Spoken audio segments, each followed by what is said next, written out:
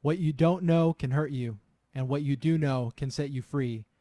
That's why we interview subject matter experts for your small to medium sized business and personal finances.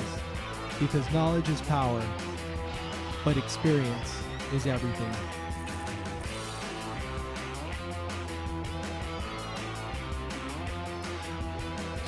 Welcome to The Tipping Point. The Tipping Point is brought to you in part by Tirani and Velez LLP, your tax and accounting subject matter experts.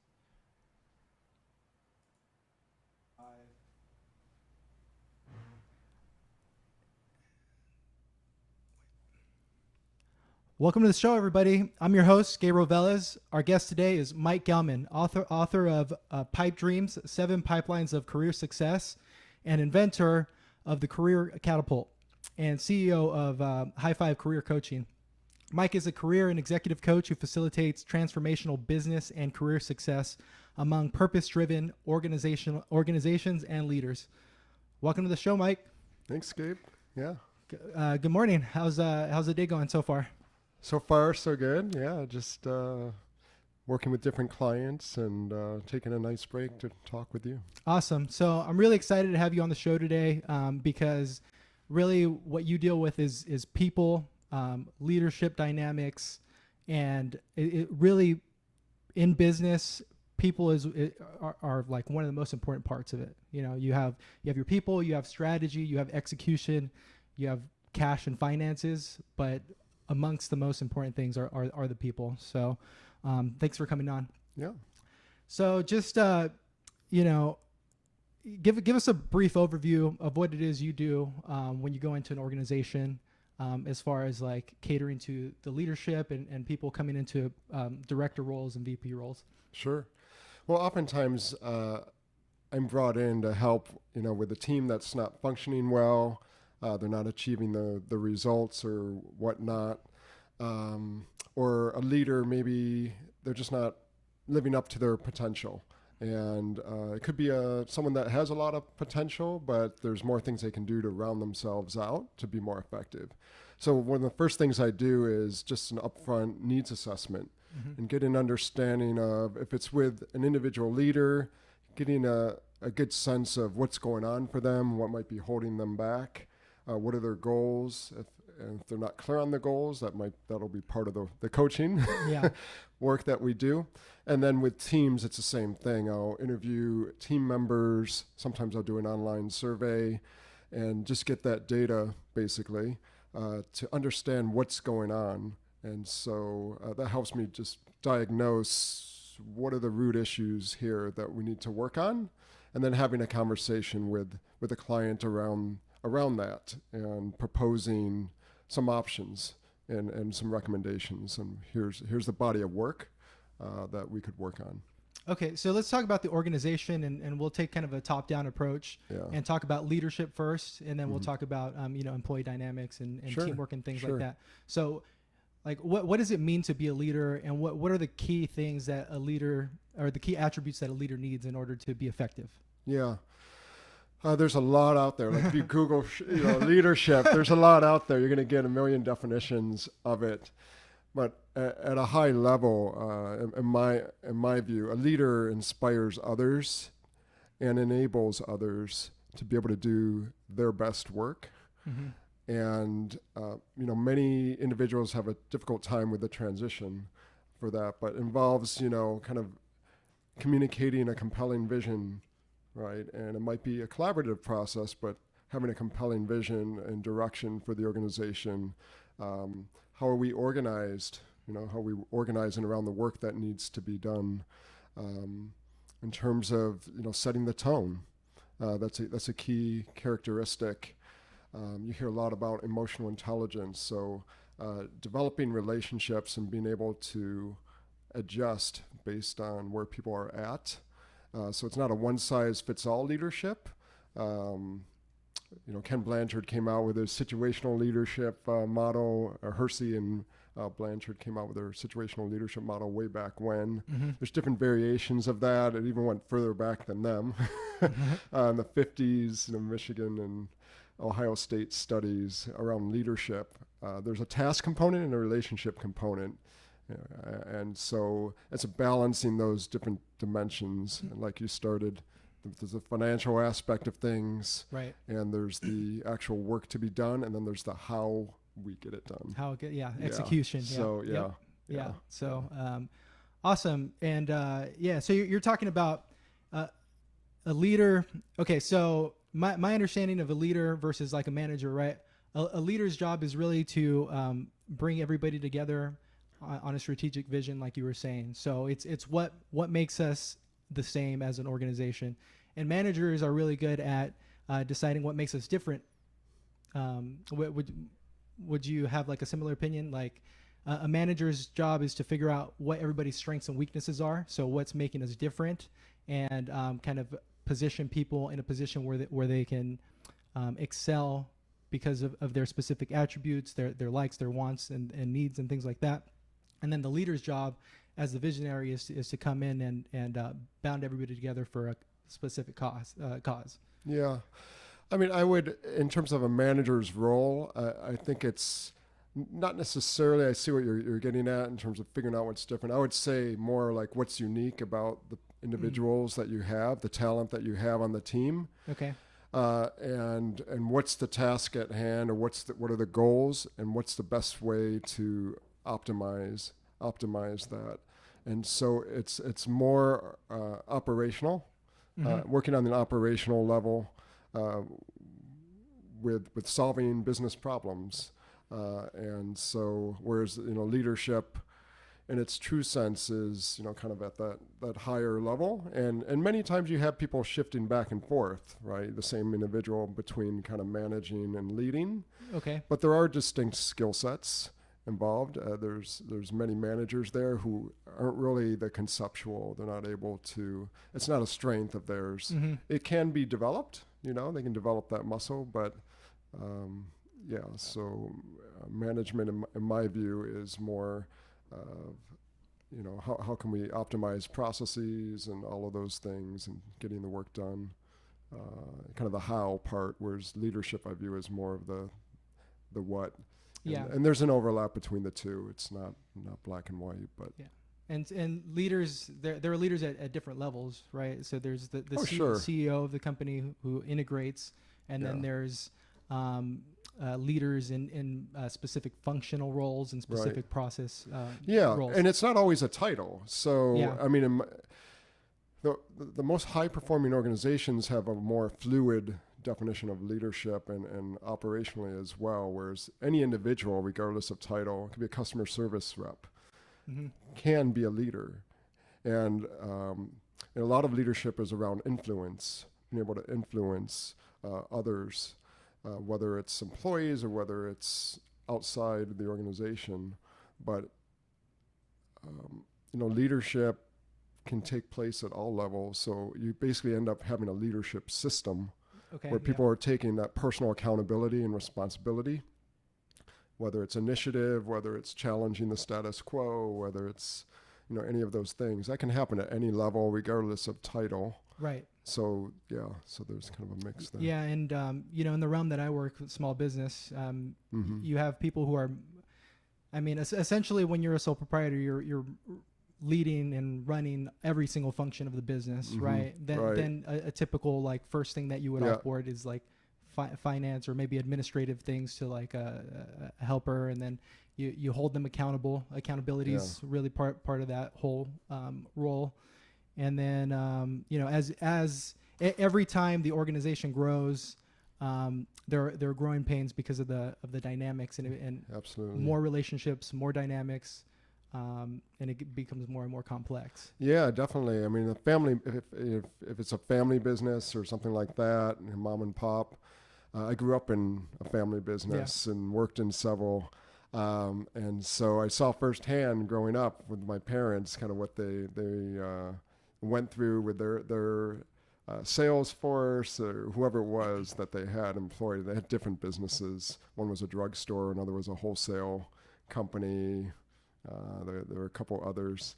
And so, the challenges shift. And so you're starting off wearing many hats if not all the hats when you're first Right. Yeah, every starting single out. hat, yes. You're everything when you're starting out. Yep. And certainly as you grow, it takes a team to truly have a successful business that scales. Right. And part of that is being able to empower and trust the team to take care of things. And so a challenge is, that many founders, many owners, business owners have, is letting go. Yeah. Yeah. So initially, business owners are just better doers than having those leadership qualities and the management qualities that it takes to expand their business. So I think like personally, one of the things that I try to work on with my employees is really self-awareness, right? So there's empathy, which is seeing things as another person would see them, and then there's self-awareness, which is understanding how other people are seeing you and how you come off. Showing up to work every day, right? Understanding your team and team dynamics, and getting a clear message across. Mm-hmm. I'm assuming that's a lot of what you're doing when you're dealing with VPs, directors, and things like that. Yeah, exactly. In fact, if you were to ask me, like, what are the top pillars for success as a leader, self-awareness would be king. Yeah, that would be number one, because we all get in our own way. Right. I get in my own way all the time too. Right. And we can't always see outside of ourselves, right? Yeah. And so, and that's where a coach can be helpful, or some other, it could be a friend, it could be someone else that's kind of outside, that can give that feedback. More of an objective view. Yeah, more of an objective view, so you can see the forest through the trees. And sometimes we just get that tunnel vision. Yeah, I think part of what we talked about in the past is actually when you go into an organization, you have candid conversations or interviews with subordinates, right? To kind of gauge that true identity of what the leader is, and how they're being how they're portraying themselves, and how their subordinates are kind of understanding their personality and things like that. I actually have a client right now in a nonprofit organization that I'm doing what's called a 360-degree feedback assessment.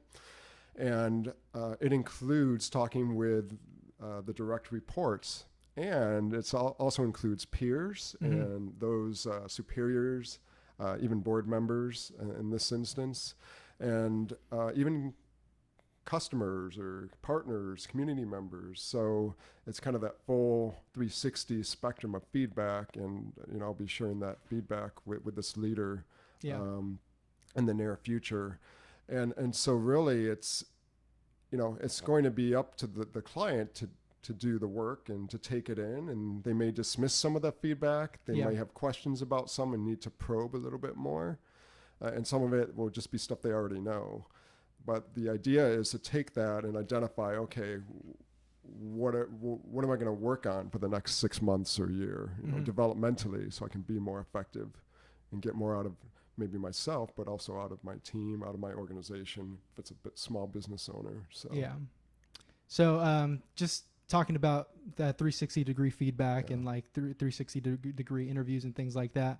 So I think you probably agree that there are like effective ways to do it, which is by bringing in a third party like yourself, who's objective, who's outside of the organization, who can facilitate and bring people's guards down so that they're honest. Yeah. And an ineffective way, in my opinion, would be to, for a leader or a manager to try and do a 360-degree kind of interview with their employee, because it's never going to be candid. There's a power dynamic there, and even if it's a great leader, right? Even if it's a great leader, there's always things that employees are going to hold back, not because the leader. They may be afraid of the leader, but maybe they don't want to hurt your feelings. Right. They like you so much, but you have, a few things that you don't do as well, and they don't have the heart to tell you. Right. So there's all kinds of reasons why you would want to have that outside neutral person. And absolutely. And there's also bias that enters into things. Sometimes as a leader, even with the best intentions, subconsciously, you may be, the types of questions you're asking or the tone in which you're asking them or the conditions for the meeting in your office. It's leading. You end up confirming what you want to confirm. Yep. Leading questions. Yeah, right. Leading questions, Yeah. all of that. Okay. Even if you don't have that intention consciously, subconsciously, there's signals you send. And so, so I come in as a neutral. And what's key to the 360 feedback assessment process is confidentiality. Yeah. And that's one of the things I offer, is that when I'm having these one-on-one conversations, or if I do a survey format, what they tell me individually, I'm not sharing with anyone else. What I'm looking for are themes. I'm looking to aggregate all that. Mm-hmm. And yes, it's, a leader will say, oh, I know who probably said that, or, that happens. But generally I'm looking for, it needs to be, at least 3 people or more that have said something around this topic, around this issue. Again, that helps to protect them in terms of anonymity. Mm-hmm. And, if the goal, and I test that up front, if they're truly not invested in their own development, then I'm not going to work with them. So the leader, it's a waste of time if they're trying to figure out who said what. Leaders are know-it-alls, so. And it's a natural human thing. Right. I mean, your mind wanders. We do that, and that's fine. Yeah. But if we dwell on that, it's not going to get us to where we want to go. And more often than not, they make an incorrect assumption about that. If there's feedback around a certain area, it's sometimes the people that they never would have thought of. Yeah. Because it might be something that's quiet or, whatever it may be. Yeah.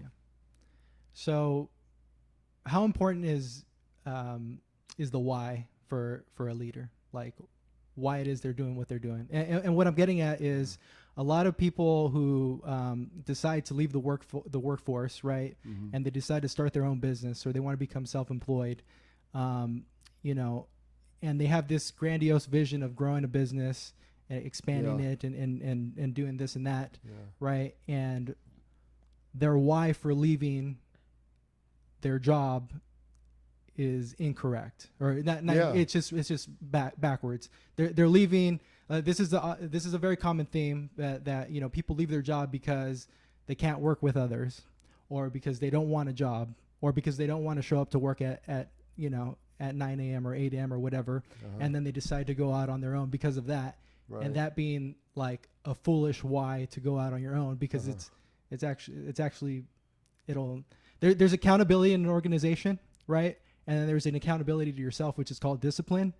And if you lack discipline, you're going to have a hard time running a business by yourself, where there is no accountability. It's all to yourself discipline. Yeah.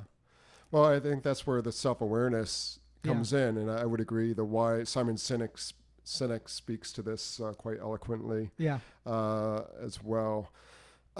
It's really important in my view and in my experience working with different clients. I've personally taken the leap myself a few years ago, as you know, from a corporate job, and it's really important to know the why, because that's what's going to sustain you when things go wonky.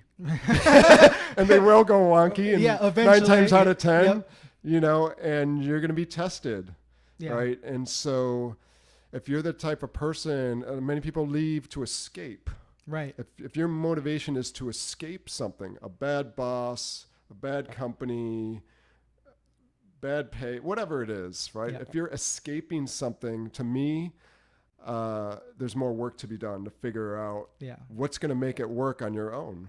Yeah, it's not that you can't make it work. It's just that you're setting yourself up for failure. Having that clarity, I think, is really crucial, because many entrepreneurs are very opportunistic, very idea-oriented as well. Yeah. And so they'll go in different directions, and they don't have the focus. Yeah. Because now I'm unleashed. Now I can do anything I want. Yeah. And I don't know where to start. And they start, and so then they create other problems. So when you become your own, go into business for yourself. Right. Any little flaw you have becomes amplified 10 times more, right? Because it's not mitigated. Nobody's covering for you, at least initially, right? Everything becomes amplified that much more. So, like as you're saying, if you lack discipline, it's going to show up that much more with your own business, your own company. Yeah. If you have difficulty dealing with people, whatever it is, it's going to amplify that much more. And you'll probably rely more on your strengths that much more, right? So that gets amplified too. Yeah. And that could be a good thing. Yeah. That could be a good thing. Mm-hmm. So it's all has to be in context of what it is you're trying to create. But the why, I think, is important for the single most reason that it's going to help sustain you. And as you grow your business, it's the message to everyone else, like our mission, why we exist, Right. and their motivation. If you're not clear on it, Yep. what's going to get them up in the morning to do something more than they could do on their own, right? Part of leadership is getting people to do something beyond what they could have done on their own or what they thought possible, right? That's the nature of organizations. We form around a common purpose. Yeah. Otherwise, we'd all do our own thing, right? And there's there's different motivators and needs for connection and belonging and things like that organizations, serve. But there's also the other needs too for rewards and things of that nature. Yeah, I think you talked a little bit about strengths, and I think I'm a big proponent on kind of doubling down on your strengths and delegating the things that you're not good at, and then eventually you read any book on business, they say that eventually the CEO or the founder's strength becomes the organization's weakness, right? So eventually you have to delegate everything, right? If you want to continually push the ball down the field, right? Yeah. But what I'm getting at is when you're dealing with people more talented than you in a specific function in your company, letting them do what it is that they do well. And not coming in as like a micromanager, but coming in more as like a coach, right, or like a sounding board, and letting them do what they do well. Yeah, that's part of the letting go part, and it's challenging for many. It's a shift in mindset, right? Yep. It's a shift in mindset from I'm the expert, I'm the master, right? Yep. To more of I'm facilitating this, I'm focusing on process. I'm the orchestrator, the conductor, right? Yes. And when you have a conductor with an orchestra, they're not playing the instruments for the musicians, right? Each of the musicians has their own expertise and talent, whether it's trombone or flute or violin or whatever it may be. And so it's definitely a shift. And I would agree with you that leaders of companies who stay within their core genius, as Jack Canfield would say, can go a lot further. And then, allowing others who can complement you, right? I'll never forget when I was, even inside an organization, I was part of a new team, and we had a roundtable discussion, and the leader was just asking us, so, what are we really good at? What are our strengths? What are our top 2 or 3 things? And what's one thing we don't like to do? And so we're going around the table, and comes to me, and I share, kind of some of mine. And one of my weaknesses or areas that I hated was like administrivia. Like the real administrivia. Administrivia. Okay, that's what I call it. You're gonna need to find that, but go. Yeah. So administrivia are all the detailed things like timesheets and budgets and scheduling and got it. Just a lot of it. I'm detail oriented in terms of like analyzing information and extrapolating themes, but I don't like to do the detail work of some of those types of logistical things. Yeah. It's just I can do it, but it drains me. Yeah. It drains me. And so as we continue around the table, one of my colleagues said, "Oh, I just love being the go-to gal for all the little stuff and da da da da da da da." Yeah, I'm like, hallelujah. and it's weird, right? Because there are people with that personality. Yeah, like different personality. Some people love to be in the support beautiful role. That there's that diversity, right? And we were talking about management before. Yep. It's being able to recognize, and I could give you a million examples of other times personally, but also with clients I've worked with where they're not tapping into the diversity of their group. And there's a lot of conversation nowadays about diversity and inclusion, is it happening and not, and